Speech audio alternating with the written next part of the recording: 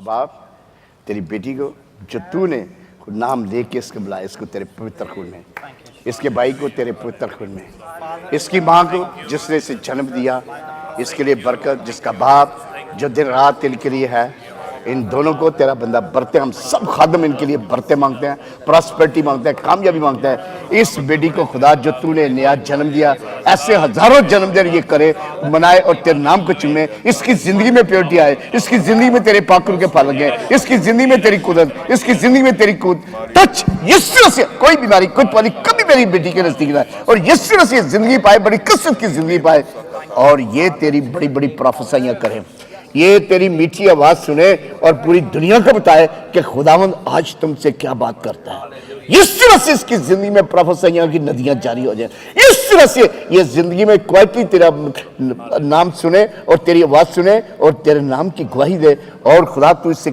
Secret तौर पे बात करना और बड़ी बड़ी गवाही दे, ये दुआया बेटी बने, इसकी जिंदगी में तेरे पाकुर के फल लगे। खुदावंद यीशु इस बेटे पर तेरा जलाली हाथ, इस पूरे घराने पर तेरी बरकतें मांगते हैं।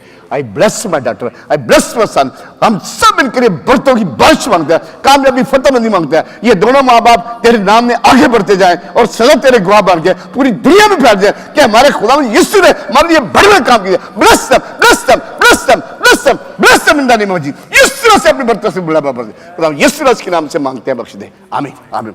I covered him in the blood of Father, Jesus. I pray in the name of Jesus. I thank you in the name of Jesus. I speak over his life that from today he will be a blessed in the name of Jesus.